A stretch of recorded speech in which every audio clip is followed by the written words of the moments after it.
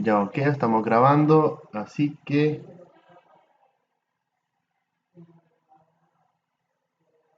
vamos a empezar entonces. Repito, cualquier cosa, si se llega a desconectar esto, pues pondremos las clases esta mañana porque tengo problemas con el internet. Vamos a ver hasta dónde llegamos, ok, si no, pues seguimos. Eh, Creo que nos habíamos quedado en la 4 que estábamos viendo. No, este no es este es de diseño. No, permítame que ni me acuerdo, nos quedamos. Creo que aquí en refinado de datos. Más sobre las relaciones. Voy a ver porque no me acuerdo muy bien si nos quedamos aquí. Solo me acuerdo que era supertipo y subtipo.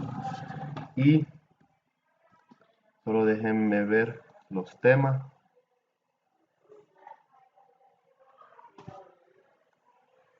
Eh, sí, nos habíamos quedado acá. Exacto. Aquí nos habíamos quedado. Exacto, sí, nos habíamos quedado acá. Vamos a la 3.2. Entonces ya habíamos terminado la 3.1. Vamos a ver ahorita lo que es, ahora mejor dicho, lo que es seguimiento de los cambios de datos. Después la regla de normalización. Vamos a terminar el capítulo 4, el 3 y creo que el 5 para ir ya empezando lo de las consultas. Que yo a lo personal, si ustedes ya manejan buena lógica, eh, que les va a ser fácil ahorita los temas de ahorita. Eh, Ya al otro nivel miramos todavía ese diseño, o sea que vamos a ir viendo todavía modelados porque el siguiente nivel es diseñado, es modelo de base de datos, ¿va? Y, y vamos a ver ahora qué es lo que son seguimientos de datos, ¿ok? Para esto vamos a realizar seguimientos de datos en cambio a lo largo del tiempo, que es lo de la fecha, los horarios, ¿va? Entonces agrega entidades y relaciones del modelo para incorporar datos históricos. Es necesario eh, una pista de auditoría puede cambiar valores de atributo a lo largo del tiempo y puede cambiar las relaciones a lo largo del tiempo y también algunos datos, ¿ok? Por ejemplo, si tenemos, por ejemplo, la fecha de nacimiento con respecto a la del cumpleaños, eh, ya sabemos pues que no vamos a mantener la misma edad siempre, entonces cada vez que el año vaya incrementándose, tiene que la edad también. O también puede ser que ustedes tengan registros de empleados que iniciaron tal fecha y renunciaron tal fecha y volvieron a ingresar, entonces van cambiando esos tipos de datos. Uno hay que actualizar. ¿Ok? Por ejemplo, crea entidades adicionales para realizar un seguimiento de valores de atributo a lo largo del tiempo. Utiliza una entidad si realiza un seguimiento solo por el estado actual de un contrato. Agrega una entidad para almacenar el estado del contrato a lo largo del tiempo. ¿Ok? Uno puede determinar. Recordemos que hay contratos que son por temporada. Entonces se crea, porque la entidad contrato no la podemos especificar si es por contrato por hora, una permanencia o por temporada. Entonces se crea una entidad aparte para almacenar lo que es el tiempo de duración de dicho contrato. ¿Ok? O el estado del contrato, cómo va a trabajar. Entonces, siempre va agregando, esto nos permite realizar un seguimiento de la fecha en el que se alquiló un apartamento, en este caso, miren, ve, por ejemplo, esto de los apartamentos tienen con lo que es un alquiler. El alquiler nos da un tiempo de decir, usted tiene un contrato para estar aquí viviendo tantos meses, si se puede renovar o no, si se tiene que mudar, todas esas son cositas que uno las va a ir viendo. Eh, Siempre es mantener un estatus por decirlo así, un estatus para actualizar lo que es nuestra información.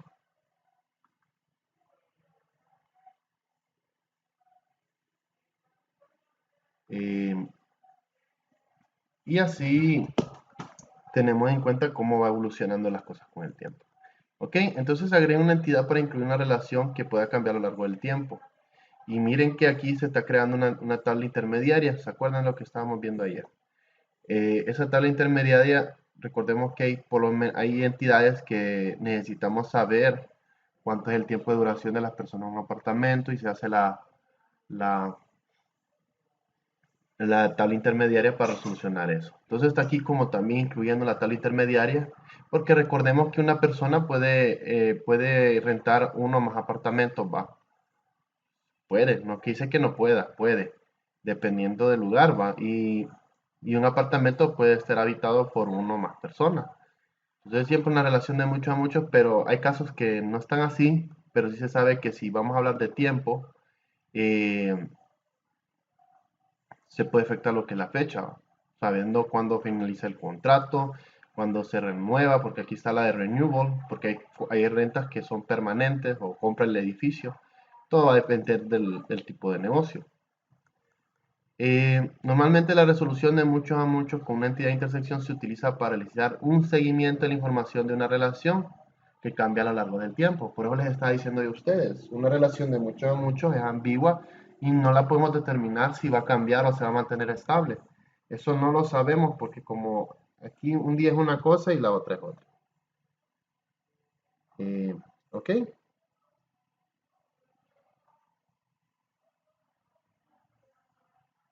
Entonces son cositas que vamos a ir bien. Y,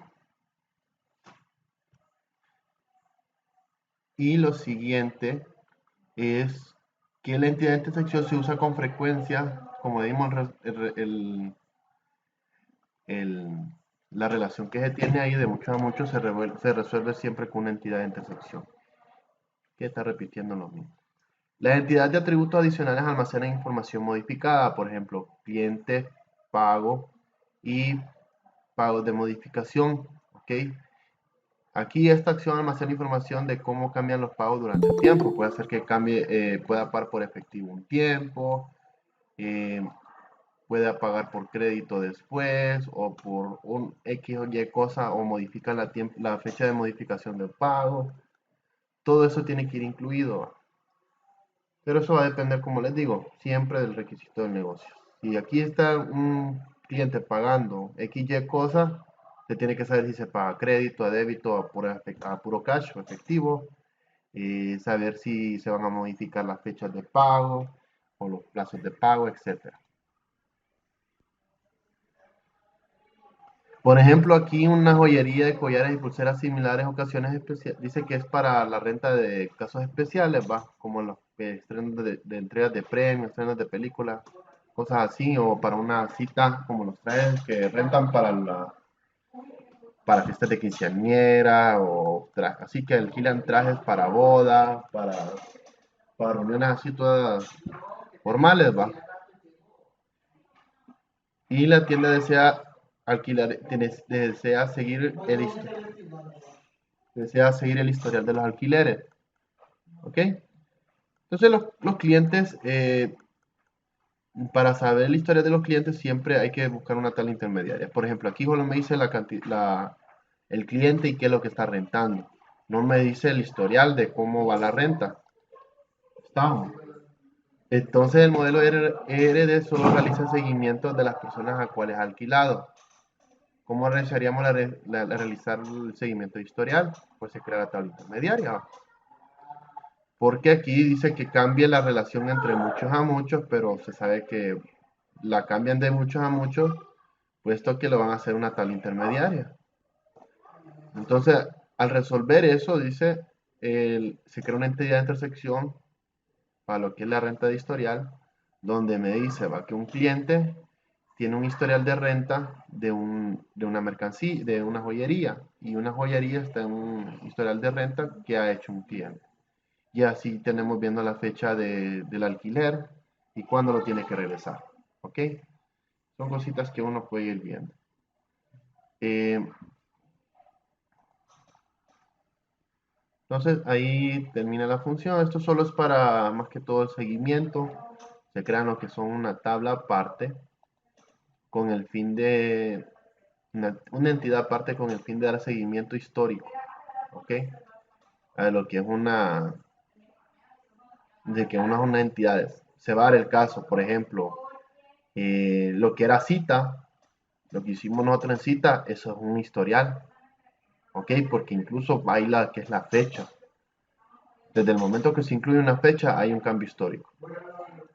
Y nosotros podemos registrar la fecha porque cada cliente se registra tal día, entonces tal día pidió la cita y se va registrando en la base de datos. Entonces de esa forma uno tiene historial del cliente cuando visita lo que es la peluquería o el salón. ¿Estamos? Ponen fecha y se va a registrar. Ahora vamos a ver lo que son la normalización y las reglas de negocio. Lo de la normalización es un poquito que hay que tener que paciencia porque es el proceso de organizar los atributos y las tablas de base de datos relacional para minimizar la redundancia. ¿Y quiere decir? Bueno, voy a poner un ejemplo que tengo yo acá. Voy a poner un ejemplo que tengo yo acá.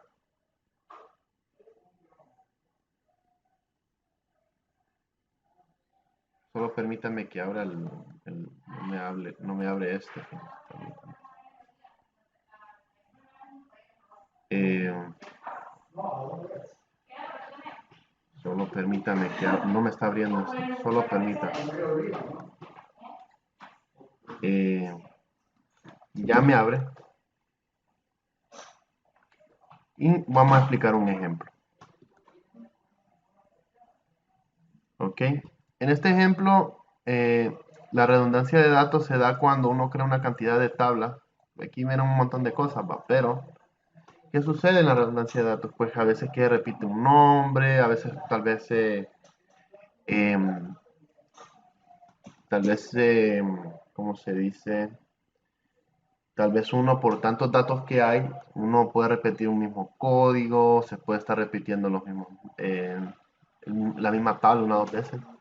Como por ejemplo empleados, que recordemos que empleado era una entidad recursiva que puede tanto estar el manager como el empleado en la misma tabla.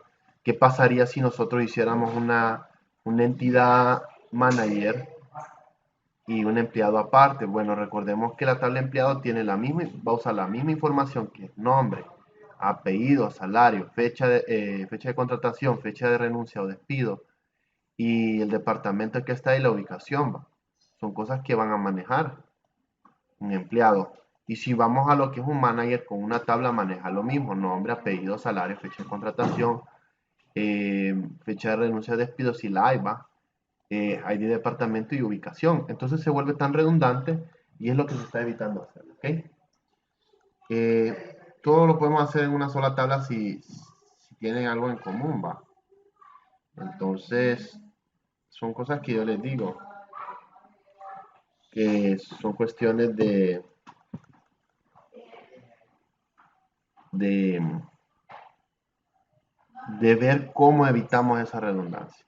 Entonces existe la normalización, ¿okay? Que ayuda al manejo de la anomalía de inserción, actualización y supresión, garantizando el rendimiento de la base de datos. ¿Okay? ¿Por qué se debe normalizar? Se reduce los datos redundantes en el diseño existente. Por ejemplo, ya decimos, bueno, tenemos un montón de entidades con sus atributos, ¿va? Vamos a tener que determinar qué atributos para nosotros son pertinentes dentro de la empresa y cuáles no. Porque hay unos que uno los puede agregar diferentemente, eh, sean atributos que pertenezcan a la tabla empleado, por decirlo así. Sin embargo, tenemos que saber cuál es el requisito de negocio. Y a partir de esos atributos que nosotros tenemos que decir cuáles son opcionales, cuáles son los principales o obligatorios y cuáles son los que no nos van a servir de nada. ¿Okay? Entonces, uno va a tener que identificar esos tres tipos de datos. ¿Okay? Y así evitamos nosotros la creación exagerada de columnas, de información que puede ser, a la larga puede lograr ser innecesaria. ¿Okay? También con eso también podemos nosotros eliminar otros tipos de inconsistencia o anomalías en los datos. Se identifica las tablas, las columnas y las restricciones que hacen falta. ¿Ok? Entonces, uno establece las restricciones eh, de lo que se debe hacer durante las tablas. ¿Va? Entonces, para ir un poquito más avanzando, las normalizaciones existen tres formas. Hay más, ¿va? Pero ahorita van a haber tres formas. El primer formato normal, 1NF, es donde todos los atributos deben tener un único valor. ¿Qué quiere decir? Bueno, por ejemplo, si yo describo la tabla, permítame, si yo describo la tabla empleado, permítame que tengo que usar empresa, ahora sí. Si tengo la tabla empleado, todo dato tiene que tener un tipo de dato, ¿ok? Toda columna, por ejemplo, ID empleado tiene un entero, nombre un varchar, apellido varchar, salario double, fecha de contratación date y así sucesivamente, ¿va? ¿Ok? Todos tienen que tener un valor único. No puede haber dos valores en ellos, o sea, no puede haber un entero y un varchar juntos. ¿Ok? No puede haber un nombre o un double, no puede haber un date o un int, o sea, no puede haber eso. Solo tiene que tener un valor único. Un atributo debe depender de todo el identificador único, ¿ok? Ya lo vamos a ir viendo. Y los atributos que no son ID, o sea, aquí me está diciendo de la clave primaria, ¿va? Que todo atributo que es identificador único debe depender de una entidad. Y aquí los atributos que no son identificador único pueden ser dependientes de otro atributo que no sea UID. Y los vamos a ir viendo. Entonces vamos a ver el primer formato. El primer formato permítame que esto salta. Necesita que existan atributos de varios valores, ¿ok? Para comprobar si el 1F, asegúrese que cada atributo tenga un valor único en la instancia de la entidad, o sea, que tenga su valor único. Empleado, ID con varchar y así sucesivamente. ¿Ok? Empleado con un entero, el nombre con un varchar, el apellido con varchar, el salario con double y así sucesivamente.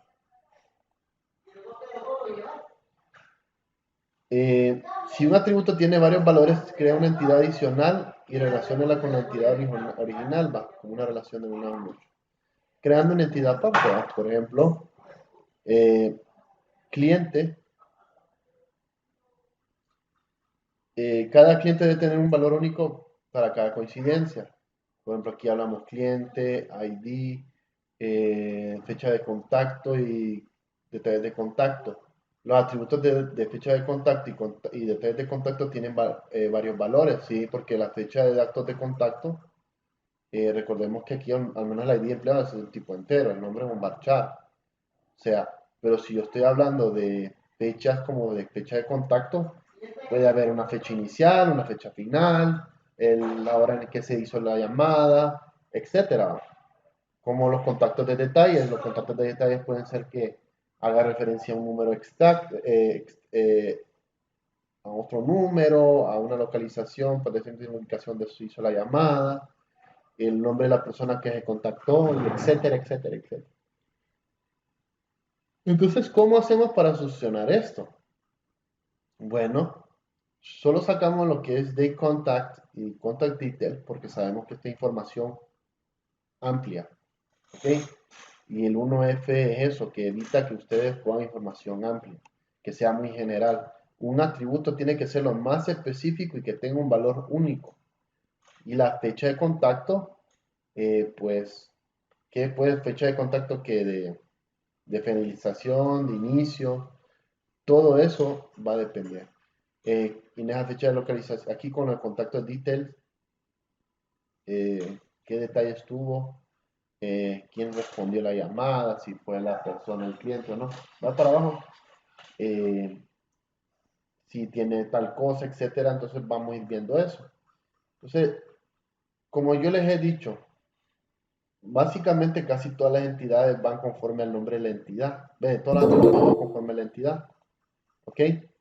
Porque así se nos hace fácil diferenciarlo. ¿Ok? Por ejemplo, el ID del empleado, el nombre y el apellido del empleado, el salario del empleado, fecha de contratación del empleado, todo eso, ya nosotros lo identificamos como un valor único. ¿Ok? Pero ya en este caso, fecha de contacto y detalle de contacto no. No dice que es del cliente, puede ser de otro tipo de información. Entonces, por eso se crea una entidad aparte. Que una entidad contacto, sacamos la del contact y el contact detail y hacemos nuestra entidad respectiva. ¿Ok? No, proyectos no tanto porque hay ejercicios que, como les digo, ustedes esto lo van a poder hacer sin tanto jaleo con el diseño, pero van a ir con el diseño se ayuda a uno a darse la idea de lo que se va a hacer. El segundo formato necesita que cualquier atributo no sea identificador único dependa de todo el identificador único. Dice, si el identificador único es un compuesto, cada atributo debe depender de todas las partes del identificador compuesto. Si un atributo no depende de todo, del UID crea una entidad adicional. ¿Ok? Entonces vamos a ver un ejemplo.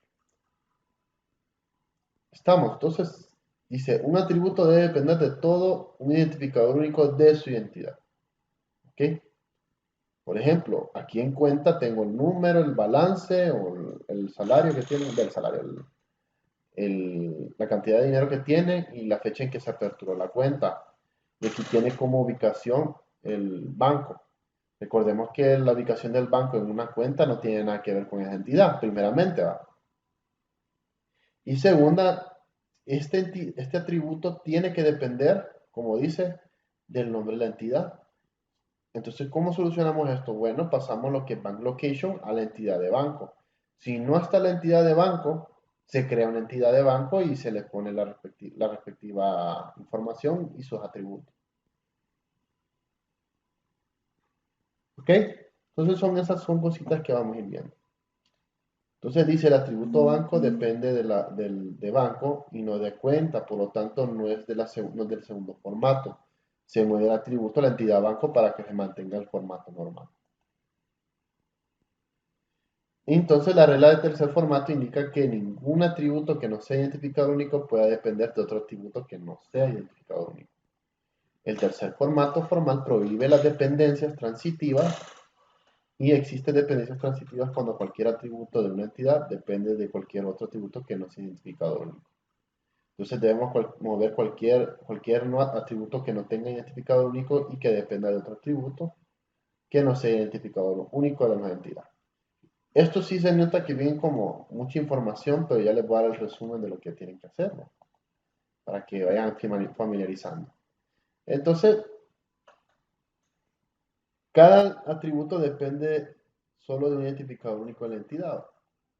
Y dice que debe mover cualquier atributo que no pertenezca al identificador único que sea dependiente de otro atributo que no pertenezca a ese mismo. ¿Ok? Por ejemplo, vamos a ver si puedo hacer, aquí no puedo hacer zoom. Ok. Eh, ¿Qué sucede aquí? Pues, bueno, está lo que es, vamos a regresar a lo anterior, que no voy a poner la lupa, que eso está en formato de... Entonces, vamos a ver lo siguiente. Aquí. Entonces, sale lo que es el pedido, con su ID, la fecha, estatus total. En el pedido siempre lleva eso. Y viene una línea de ítem, va, con la cantidad y el precio. Primeramente, va, dice que cada atributo depende de un identificador único de su entidad. ¿Ok? ¿Qué pasa cuando le pongo un ID? Estoy hablando de un identificador único, va. Entonces dice que la línea de item de ID es un identificador único y no puede haber uno que sea dependiente del otro. No, este de aquí no depende de este de acá.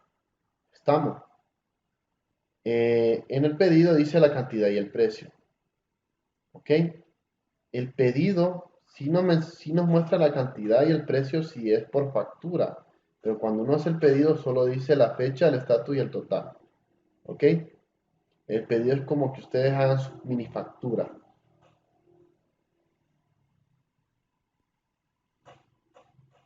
Entonces aquí lo que hace es que estas tres que no deberían de pertenecer a pedido porque un pedido no se mide por cantidad. Es la cantidad de ítems que ustedes hacen dentro del pedido. El precio que cuesta cada producto de lo que está ahí. Como les digo, esto del pedido, usted solo hace la fecha, el pedido y lo que tiene que pagar.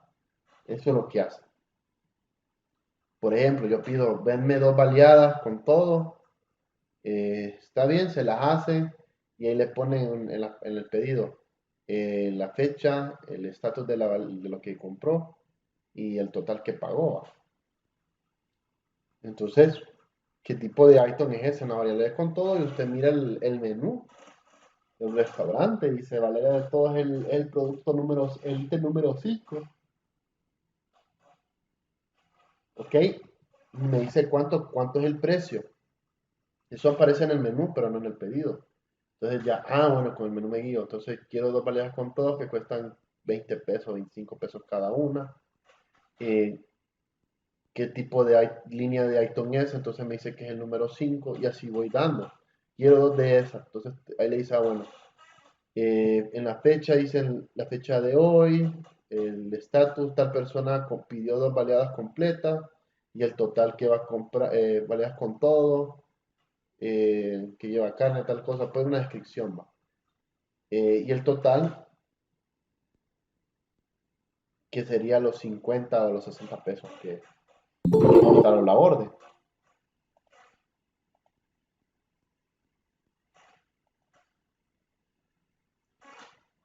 Entonces, eh, entonces sacamos esto y hacemos lo siguiente. Entonces, bueno, lo del pedido contiene una lista de ítems, ¿ok? Y eso es una cosa diferente. En un pedido incluye uno más ítem, porque no solo va a incluir el item. Y otra cosa que ustedes pueden percibir es que cuando dice la línea del ítem, bueno, recuerden que dentro de una base de datos, si yo tengo una tabla, un registro solo puede mantener un tipo de dato, no puede mantener dos. ¿Ok? Es lo que está haciendo acá. Si yo hubiera pedido tres cosas, tendría que poner el ID de las tres cosas dentro de la entidad de la tabla pedido. ¿Ok? Donde sale la línea de ítem, tendría que poner tres veces línea de ítem dentro de la tabla. Y eso no se puede. No puede poner tres productos diferentes en una sola columna. Que ahí lo vamos a ir viendo. ¿Ok? Y lo mismo la cantidad. Puede variar dependiendo de la cantidad de ítems que se haya dado. Entonces, por eso crea en una orden incluye un pedido de ítems, por ejemplo, el ID del ítem, la cantidad y el precio. ¿Ok? Es en el registro 1, después en el registro 2 vuelve a agregar eso y así sucesivamente. Entonces crea una entidad order item y mueve los atributos de line item, quantity, price en la nueva entidad y a continuación creará una relación de identificación. ¿Ok? Ya les voy a dar el resumen es más fácil de entender. Eh,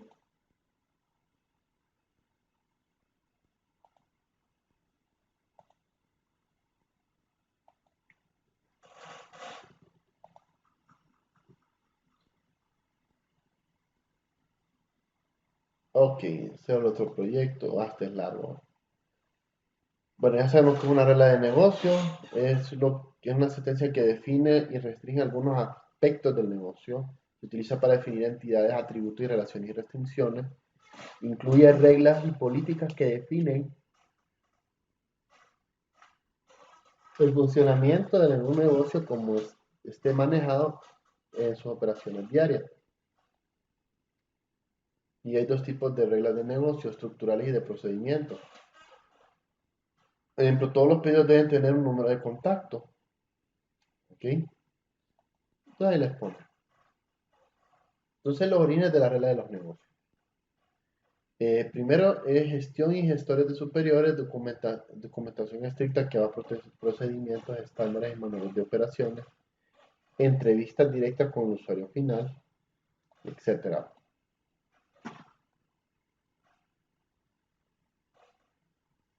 Entonces la regla de negocio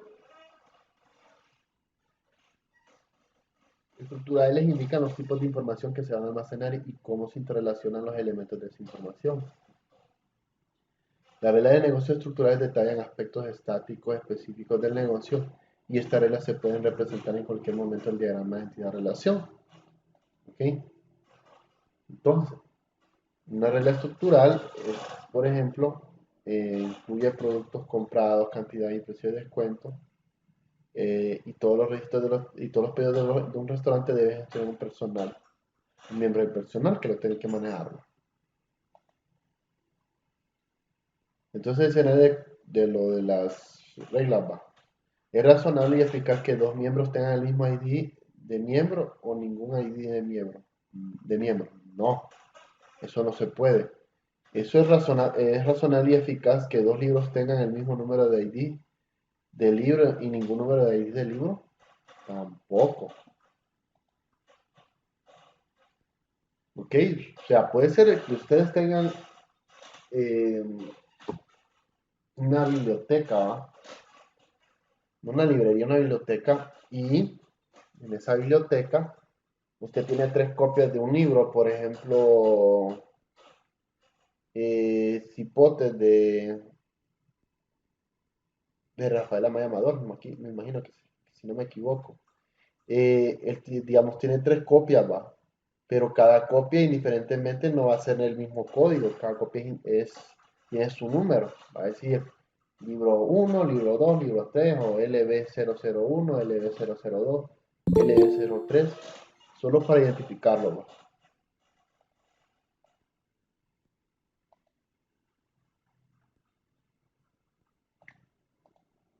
Entonces, muchas reglas de negocios de procedimiento están relacionadas con el tiempo del evento A y que debe tener lugar antes del evento B. Algunas reglas de negocios de procedimiento no se deben presentar en un diagrama, pero se deben seguir documentado. Hay cosas que no se pueden diagramar, pues, eso está por seguro. Entonces, solo se hace la documentación adjuntando la información y ya lo demás trabaja a su perfección.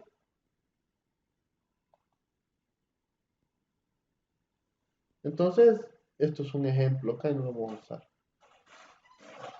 Entonces dice, los libros deben devolver a la biblioteca en un plazo de 30 días. Los miembros que no devuelvan la fecha del vencimiento no podrán llevarse otro libro prestado. Eso es otra información más que eduque. Perdone, que ando un poquito cansado. Es una regla de procedimiento. Que cómo va el proceso, si se hace cada 2 meses, como que va una cita al médico, usted cada mes tiene que ir al médico. Son cosas de procedimiento, ¿ah?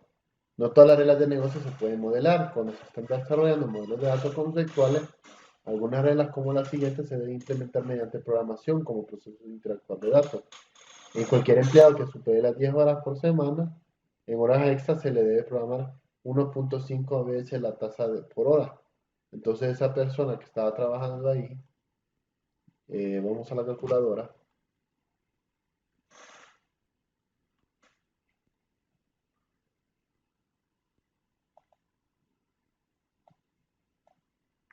Okidoki. Vamos a la calculadora. Dice que trabaja 10 horas por semana. Y suponiendo que 10, eh, que trabaja 200 pesos por hora. Entonces serían 200 por 10, que eso serían 2000. Ok, entonces por la tasa del 1.5 o 0.015. Ok, entonces me dice 30. Ok, por cada 2000 pesos se le da 30.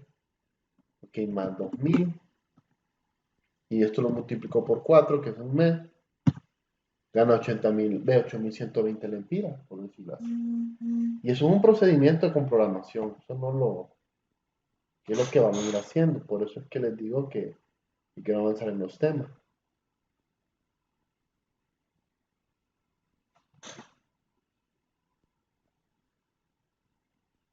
Y aquí dice, los clientes cuyos saldos cuentan que hayan vencido hace 90 días no puedan no puedan poder hacer cargos adicionales. ¿Ok?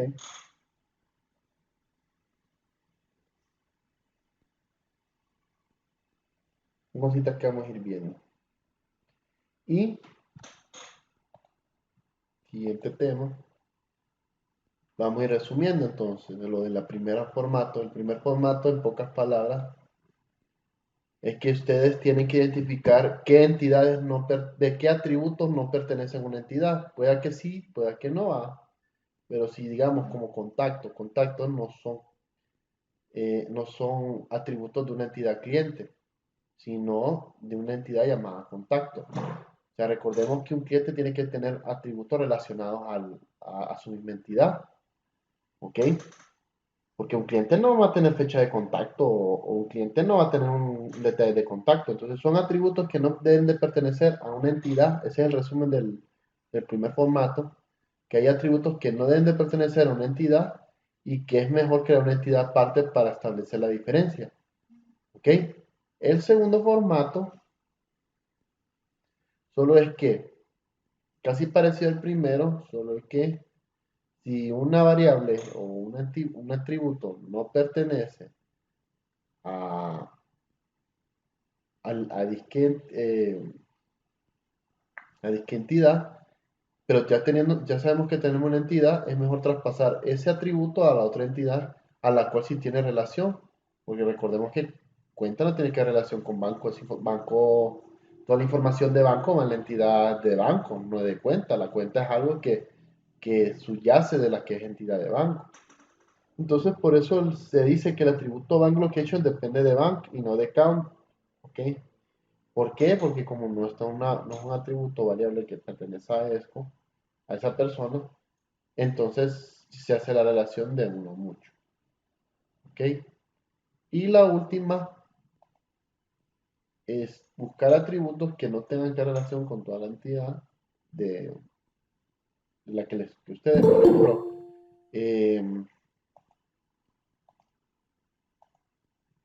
por ejemplo, eh, en este caso, que hay como líneas de ítem de ID, cantidad y precio, son cosas que nosotros podemos hacer con una entidad aparte, que me calcule todo eso, la cantidad y el precio y la línea del ítem.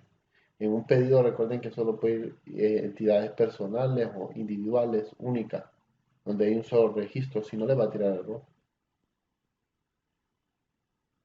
Entonces, eso es solo el resumen. Pero igual vamos a ir viendo eso trabajando. Como les digo, a veces la teoría confunde, si le entiendo, a veces hasta estresa. Eh, pero ya con práctica uno ya va aprendiendo. Tengo lento el internet.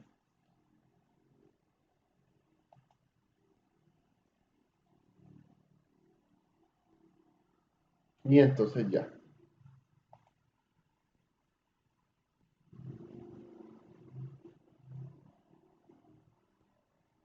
Bueno, entonces voy a dar el receso ahorita para que vayamos avanzando con los temas. Vamos a intentar terminar todos los temas de la sección 4 y 5. Ya vamos a terminar la sección 3 para que ya nosotros ya empezamos a hacer lo que son sentencias. Yo quiero que ustedes ya, de la base de datos que ustedes vayan haciendo, vamos a ir practicando el modelado, no se preocupen. Yo quiero que lleguemos a la parte 6, ¿ok? Porque estos temas son súper rapiditos. Miren, Oracle Data Modeler ya lo están ustedes ejecutando, por eso no lo doy. Y la conversión de modelado lógico a relacional ya la saben hacer, solo tienen que hacer ingeniería, terminan el modelado del Data Modeler lógico y lo pasan a relacional. Y ya nosotros mañana empezaríamos con nuestras consultas, muchachos. Usaríamos Oracle Application Express y vamos a usar que son dos gestores de base de datos. Entonces les doy el receso ahorita. Nos vemos a las 7:30. ¿Les parece? Ok, ok. Entonces vaya, pues a las 7:30 nos vemos. Les doy 40 minutitos. Voy a pausar la clase aquí. Bueno, muchachos, continuamos. Eh, sí, vamos a reproducir esto. Vamos a ver lo que es asignación y terminología de modelos de datos. ¿Ok? La finalidad de esto es aplicar asignaciones de terminología de modelos lógicos y físicos, comprender y aplicar las convenciones de nomenclatura de Oracle para tablas, columnas utilizadas en modelos físicos, aplicar reglas de asignación de relación para transformar relaciones correctamente. ¿Ok? Entonces, la transformación del modelo lógico a físico es un ejemplo. Nosotros tenemos nuestro modelo lógico aquí y cuando lo pasamos a físico ya empieza lo del procedimiento de tablas, ¿va? Con su llave, tipo de llave foránea, la implementación que se está dando, etcétera, etcétera, etcétera. Casi parecido a esto que tenemos aquí. ¿Ok? Es lo mismito.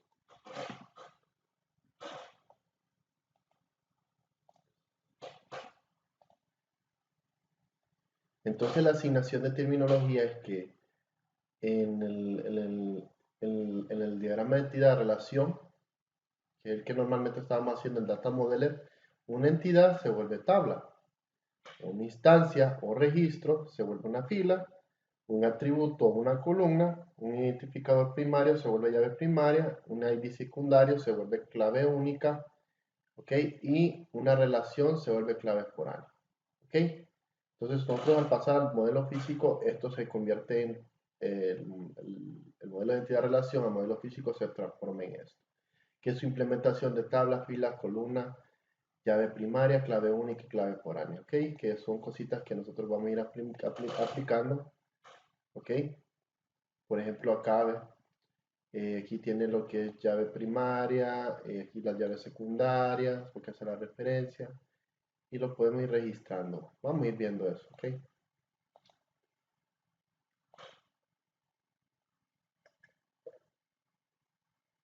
Entonces empezamos con la entidad, siempre una entidad se vuelve tabla, y sus atributos se vuelven columnas. Ustedes ven tabla estudiante, con el ID, el nombre y el apellido, y esa es una tabla.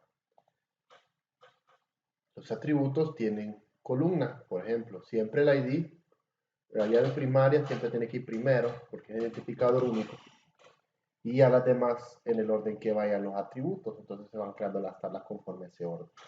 El orden que ustedes pongan es el mismo orden que van a poner en la tabla, o sea, pueden poner el orden que ustedes quieran, pero para ir centrándose y ubicándose, ustedes lo van a poner el orden que ustedes crean más conveniente. Qué atributos pueden ser primordiales, que no. Y así va. Por el primero los más primordiales y por último los menos primordiales. A pesar de que sean atributos obligatorios. Entonces la instancia de una fila se vuelve una instancia, ¿ok? Es un registro, ¿ok? A lo que consideramos una fila, por ejemplo esta, ya les voy a enseñar. Vamos a ver dónde tengo empleados, escribir empleado. Nos va a tocar registros, escribir. Vamos al select from, que lo tengo por aquí abajito. Solo permítanme. Aquí. Entonces, se crea la tabla, porque esta es mi tabla empleado. Vamos, tengo mi empleado, mi nombre del empleado, el apellido del empleado, el salario, la fecha de contratación, si se renunció, despidió, porque ahí creo que hay uno que lo pusimos de ejemplo. El ID manager, quién lo gestiona o quién es el jefe de esa persona, el departamento tal y la ubicación tal. Ok, entonces cada registro que ustedes vean, por ejemplo esa fila que está ahí es un registro. Ese registro me habla de una instancia. Cuando me refiero a una instancia, es que me refiero a que estamos refiriéndonos a una persona, a un animal puede ser también, o a una cosa. ¿Ok? Una instancia siempre tiene una descripción, sea nombre, apellido, edad, salario, sea lo que sea. Lo que esté describiendo algo es una instancia que está creado, esa instancia se crea a partir de la información que nosotros tenemos de nuestra entidad. ¿Ok? Entonces, cada registro que se va haciendo es una instancia. Para que no nos compliquemos, recuerden que una fila es un registro y un registro es una instancia. Súper sencillito.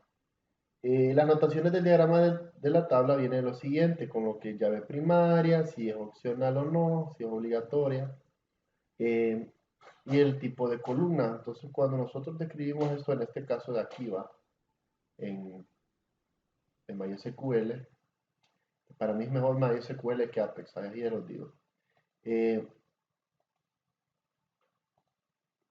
Apex solo crea, no le permite crear varias bases de datos. Yo puedo crear varias bases de datos en MySQL sin ningún problema. Entonces empieza, va. Termina en el campo, que aquí lo lee de otra manera, va. Pero este es la columna, el nombre de la columna es el campo, ¿ok? Aquí lo pone como campo, que es esto, ¿ok? Y el tipo de dato que lleva, puede ser que aquí no lo menciona, pero aquí solo menciona lo que es el tipo de llave que tiene y si es opcional o no. Cuando me refiero a que si es obligatorio o no, opcional o no, es si el valor es nulo, ¿ok? si el valor es nulo o no. Y aquí donde está la llave dice print, que es como primary key, y es lo mismo de acá. Solo que se ve diferente. Entonces, pero son cositas que vamos a ir manejando. Entonces las reglas de la nomenclatura de la tabla es que los nombres de la tabla es el plural del nombre de la entidad. O sea que aquí sería empleado, ¿va? Pero yo lo puse como empleado en referencia a la tabla. Pero normalmente toda entidad se vuelve plural. ¿Por qué se vuelve plural? Bueno, porque tenemos varios registros. ¿Ok? Varios de registros de esa tabla, entonces se denomina empleados. No solo hay un empleado, hay varios, entonces por eso le pone empleado. ¿Ok? Eh, Ubicaciones, todo eso tendría que ser así, pero no es que sea la gran cosa. Normalmente eso sería la forma correcta de hacerlo, ¿va? Pero como les digo, no es que para estresarse. Lo importante de aquí, más que todo, es que ustedes sepan usar las funciones, hacer consultas. Porque hay empleos que solo ocupan que usted haga consultas con SQL para generar reportes de tanta gente, 1500 personas. ¿Ok? Solo lo imprime y solo le hace captura a la imagen o lo guarda y eso es todo. Eh, los nombres de las columnas son idénticos a los nombres de los atributos, excepto que los caracteres especiales y espacios se sustituyen por un guión bajo. ¿Ok?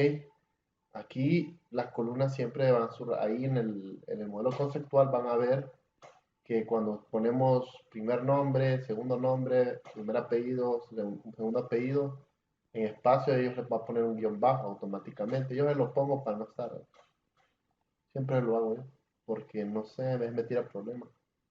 Pero normalmente es lo que hace, poner un guión bajo para que no tenga ese problema. Los nombres de la columna aparecen en los nombres de los atributos, excepto que sus caracteres especiales se sustituyen por un subrayado.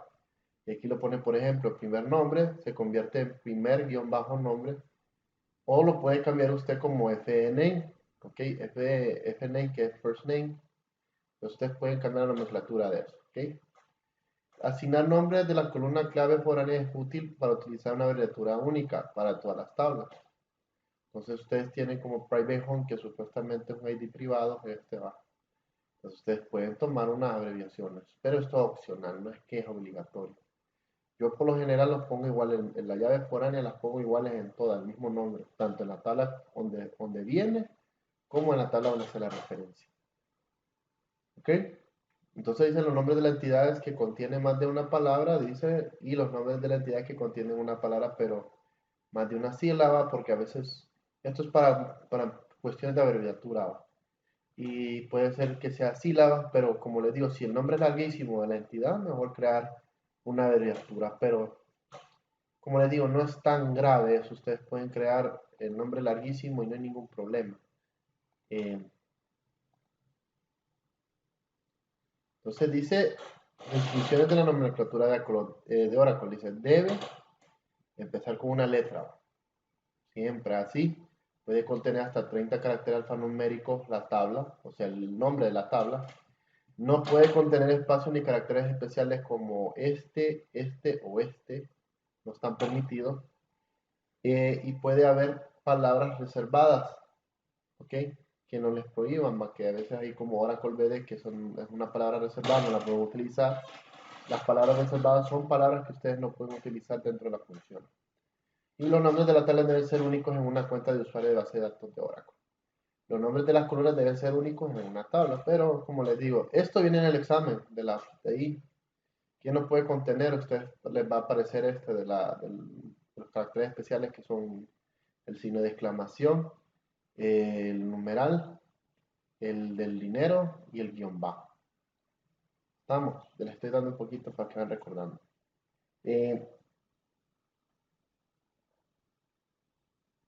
Las relaciones se asignan entre llaves primarias y llaves claves foráneas.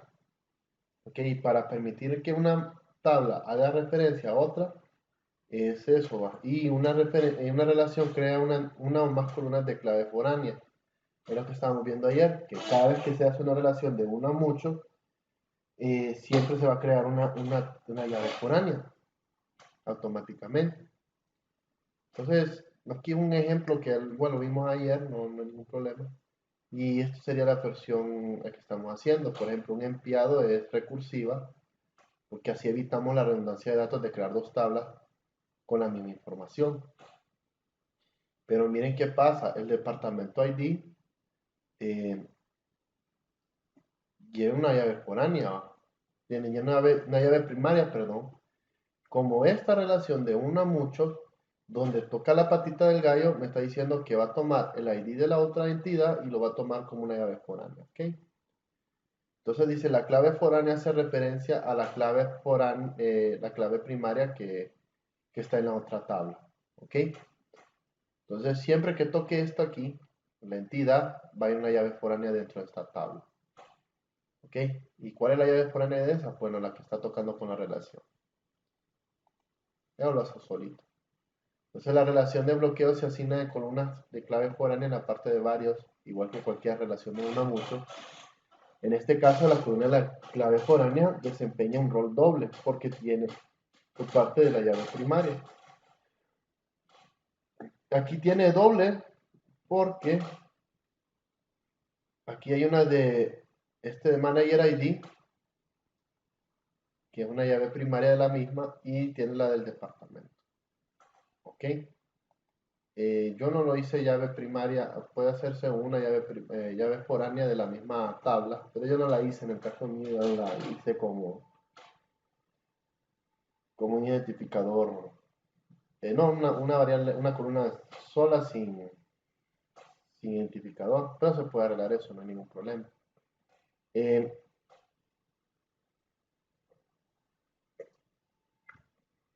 en el ejemplo de bank number, es una columna de clave foránea de la cuenta, que hace referencia a la llave primaria de banco. También forma parte de la llave primaria de cuenta. ¿Okay? Entonces, ahí lo va haciendo, la misma referencia que les estaba explicando. Banco, dice que un banco puede tener tiene una o más cuentas, claro. Entonces lleva la llave primaria, que este es el número de banco, ¿ok? Lleva la llave primaria y hace referencia a la cuenta. Entonces estoy diciendo que cada cuenta que se cree va a depender del número de banco que le hayan aperturado o a la que esté. Entonces una relación de muchos a muchos se resuelve con una entidad de intersección, lo que ya manejamos nosotros, ¿ok? ¿Qué se asigna en la tabla de intersección? Esta tabla de intersección contendrá columnas de clave foránea para hacer referencia a las tablas de origen. ¿Ok? Vamos a ver el ejemplo. Si ustedes ven, esta de aquí, que es review, es una tabla de medio, o sea, la tabla intersectora. Como estas son de entidades que comparten de mucho a muchos esta entidad, entonces el ID único de cada entidad de esta pasa a lo que es a la tabla de intersectora. Por eso aparece PK, PK. Aquí foreign key y foreign key, va. Ando con esta de aquí. De aquí ya pone lo que es la llave primaria como llave foránea, la de la crítica, al igual que la de las películas. Llave primaria y llave foránea como el de las películas. Pero esas cositas, como les digo, esto es modelo físico. Este modelo físico se hace solo en el Data Modeler. ¿Ok? No tienen que preocupar. Ustedes hacen bien su modelado, el modelado físico les va a salir solito bien. Solo es para la creación de las tablas que les va a ayudar a ustedes a formar lo que es la creación de la base de datos. Para eso es. El modelo físico es el modelo que ustedes van a utilizar para hacer su base de datos. Qué registros van a ir, qué columnas van a ir y cómo se va a ir viendo. Entonces aquí viene la asignación de 1 a 1, dice, deberá crear una clave foránea y una única clave, ¿ok? Todas las columnas de esta clave foránea también forman parte de la clave única. Si la relación es obligatoria, en una parte se crea la clave foránea en la tabla correspondiente. Si no, no se va a crear. Tiene que ser obligatoria para que cree una llave foránea. En el momento, aquí hay un ejemplo que lo pone más adelante, no vamos a leer muchito eso. Si usted ve un cubículo, está asignado a un empleado. ¿Ok? Esto es una relación obligatoria. Y un empleado puede estar en un cubículo, ¿ok? Que es la de empleado a cubículo. Pero el cubículo tiene una relación obligatoria de empleado. Entonces, Entonces, como ustedes ven en este PK, pasa aquí a esta tabla como llave foránea y también como una llave única, donde está el código del cubículo, ¿ok? Que es el CVE cubículo, ¿va? O código, aquí que es en este caso código. Pero eso es igual, como les digo, eso lo hace el data model, entonces no se preocupe. Las asignaciones de arcos tienen arcos que se asignarán a una tabla que contenga claves foráneas de la tabla en un extremo de una de las relaciones. Tenga en cuenta que aunque las relaciones de arcos sean obligatorias, en la parte de varios, las claves foráneas resultantes tienen que ser opcionales. Una decisión de control almacena la base de datos que puede hacerlo fácilmente. ¿Va? Y aquí donde viene lo del arco, lo que estábamos viendo ayer, que es la parte lógica. Voy a abrir ahorita.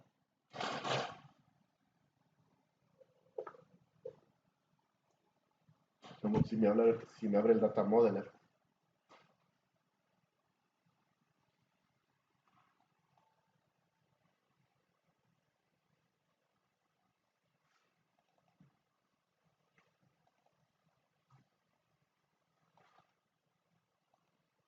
Ok. Solo permítanme que voy a abrir un programa. Permítanme. No, ya está. Solo me falta el de ustedes. Entonces, mientras se abre el data model, voy a seguir leyendo. Los arquitos estos los vemos en el modelo lógico, ¿ok?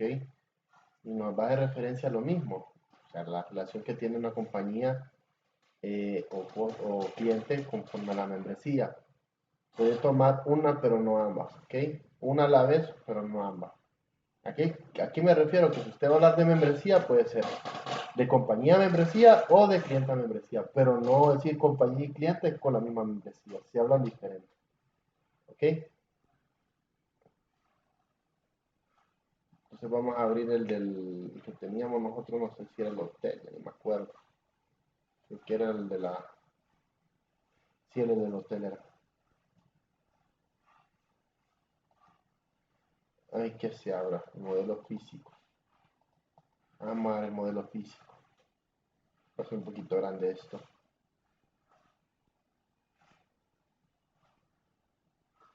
Entonces ya tenemos nuestro modelo físico que es este, ¿va? Y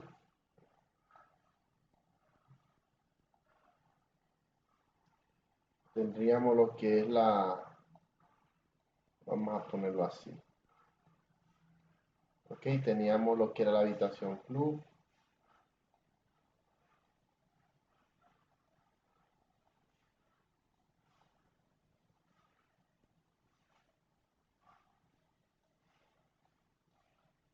Teníamos lo que es la habitación suite.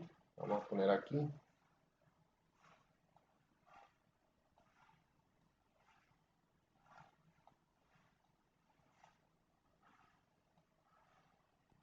Teníamos lo que es los tipos de suite, que era la luna de miel y presidencial. Esta la vamos a dejar así. Y teníamos la habitación estándar. Ok, si ustedes pueden ver, constatar, o como ustedes quieren interpretar la palabra, eh, aquí hay donde está estos puntitos de la flecha, ustedes pueden ver un arco, ¿va? Entonces estamos hablando de ese arco ahorita en la clase, que es el contenido este que está acá. Y dice lo siguiente, que la asignación de CARS, la del arco me está diciendo que puede ser que una compañía tenga una membresía o que un cliente pueda manejar una membresía, pero estamos hablando que los dos mutuamente van a controlar una membresía. Eso no se puede porque la membresía es única. ¿Estamos? Entonces, ¿qué hace? Bueno, la tabla membresía toma la llave foránea tanto de la una como de la otra, tablas de las entidades, porque es la relación. ¿Ok? Entonces ahí vienen las asignaciones de supertipo. Dice que las entidades de supertipo se pueden asignar de varias formas. Con implementación única se crea una tabla independientemente del número de subtipos y se utiliza cuando se comparten la mayoría de atributos y de relaciones Por lo tanto, es un nivel de supertipo, es la que tenemos nosotros de hotel. Ese es el ejemplo. Y la implementación de dos tablas, se crea una tabla para cada una de sus subtipos, por lo que puede haber más de dos tablas y así sucesivamente. Y se utiliza cuando los subtipos tienen un poco en común, cosas que no tenemos. Todos los cuartos tienen todo en común. ¿Estamos? Entonces voy a reducir un poquito el texto para que vaya leyendo aquí. Dice la tabla única, implementación de la tabla única. La tabla única obtiene una columna para cada atributo del supertipo junto con la opcionalidad del atributo. De la tabla también tiene una columna para cada atributo que pertenece a su tipo, pero todas las columnas se convierten en opcionales. Además debe crear una columna obligatoria para que actúe como columna discriminadora con el fin de distinguir entre los diferentes subtipos de la entidad. Entonces por eso no se preocupen tanto, ¿ok? Como les digo. Entonces viene la implementación de la tabla única, donde viene todo a los empleados, los que están a tiempo, a los que trabajan a tiempo completo y los que trabajan por hora y otras cosas. Entonces, y que esta entidad es recursiva, entre esta misma se nutre. Ok, entonces aquí lo que está mostrando, más que todo, por les digo, la implementación de la tabla única no es para expresarse, muchachos. La tabla se crea sola automáticamente a través del modelo lógico. Ok, todo lo que ustedes ven acá es lo que va a formar parte de su tabla. Cuando me refiero a eso es que cuando estoy diciendo que yo hago la habitación, ahí está, ¿ves? Lo que llama, lo que es el número de piso, número de habitación, precio, cama y tele. Dentro de esta está el número de piso y habitación, pero no crean que aunque no esté la columna de esa, aquí solo ocupo la llave foránea. En la que es la entidad club, solo ocupo la llave foránea. ¿Ok? Porque yo hago la referencia y desde el momento que digo que hago una referencia, estoy diciendo que esta información pertenece a una entidad llamada habitación. ¿Ok? Solo que cuando yo vaya a consultar la información de habitación, me aparece el número de piso, número de habitación, precio, cama, tele y mi llave foránea, que sería ahí a decir el tipo de cama única, y tele única, etc. Ya en el caso de la suite, trabaja un poquito diferente. ¿Ok? En el caso de la suite, ya tiene su contenido, a que si el número de piso, número de habitación, miren que los estaré dando al número de piso, número de habitación, pero también incluye el precio cama tele. ¿Ok? También incluye lo que es vista, jacuzzi, cocina y refri, etcétera más. ¿Ok? Pero ¿qué sucede? Que bueno, cuando ustedes crean la tabla de habitación, por lógica tienen que crear la tabla para esta, para suite y para estándar, pero diciendo que son relacionadas a habitación. Y solo pide la llave foránea, ¿ok? Y ahí terminaría todo. Si uno explica, se complica menos estar escribiendo tantos datos, ¿ok? Porque imagine que aquí ya la llave foránea el número de piso y el número de habitación. Si aquí mi habitación me la están describiendo toda, bueno, como la están describiendo todas, solo tengo que asignar el cuarto estándar, donde queda el piso de ese cuarto estándar y la habitación. Eso es todo. Ya en el caso de la suite es diferente. A pesar de que le asigne la habitación, va a decir que se incluye vista, jacuzzi, cocina y red. ¿Ok? Pero todas van a compartir el número de piso y número de habitación, al cual se le asignó el cuarto club, al cual se le asignó la suite y la del estándar. ¿Estamos? ¿Vamos bien? Como les digo, esto lo crea solo el data model. ¿Vamos bien, muchachos? ¿No se sienten perdidos? No tengan miedo. No entiendo. Y hay implementaciones de dos tablas, una tabla de supertipo primaria y después cada tabla tiene columnas de cada atributo de supertipo junto a la opcionalidad original. Cada tabla también tiene una columna para cada atributo que pertenece al supertipo. Entonces, vamos a ir haciendo estos ejercicios mañana, no se preocupen. Este es un buen ejemplo que lo vamos a ir practicando mañana y ahí termina eh, en la sección 3, no me equivoco. Ahora, eh,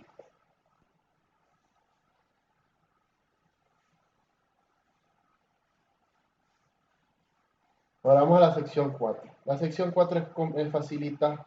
Vamos a cerrar esta sección y vamos a ver lo que es el data model y la conversión de datos de modo relacional a todo. Pero esto ya lo saben hacer. Miren, esto de aquí, esta clase no la doy normalmente porque aquí se le hace una introducción al data model, cosa que ya la hice al principio, ¿ok? De cómo crear, muy más rapidito, de cómo crear una entidad usando esta función, cómo hacer las relaciones, qué poner aquí en las propiedades, eso ya ustedes lo saben manejar, cómo pasar de esto a ingeniería para volverlo un modelo lógico, solo selecciona todo, realizar ingeniería, ya cuando se realice la ingeniería, les va a aparecer esto, y ahí termina todo. Eso es lo que explica el Data Modeler, ¿ok? De cómo hace uno el modelado, y cómo convierte un modelo lógico relacional. Y aquí la asignación de atributos de lo que les había asignado. Por eso casi no doy esto. Cómo asignar una llave primaria.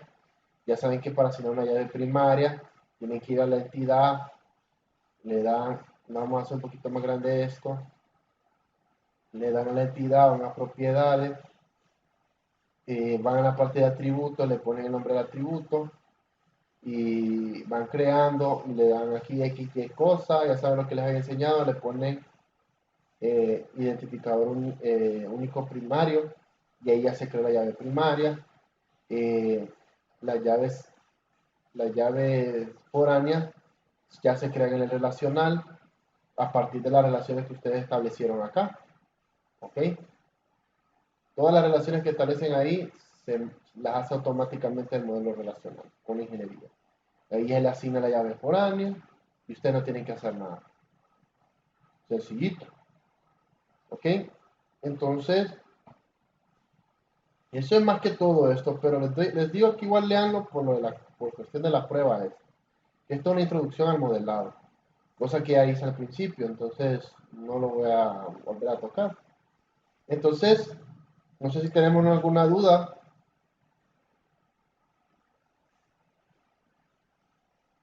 Vamos bien.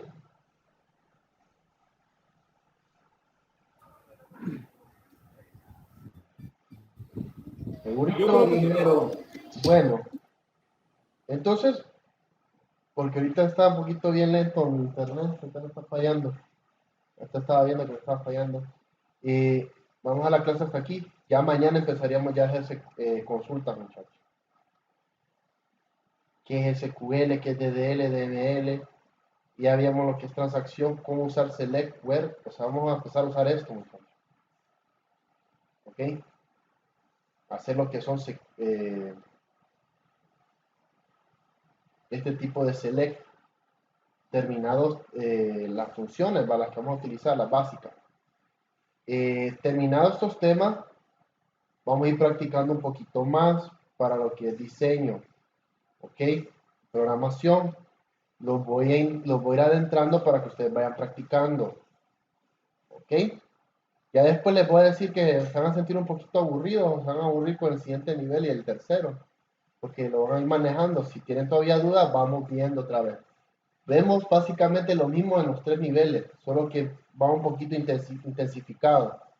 Entonces no importa si usted no logra aprender bien la base ahorita, en el siguiente nivel igual lo va a volver a ver y en el último también. Estamos. Entonces, pero les digo, no tengan miedo, no se salen. No, creo que se han salido como dos, creo que dos me salen diarios. Pero hay gente que no me ha pedido ni el número de cuenta ni nada. Hay gente que sí, pero me han dicho que por razones personales.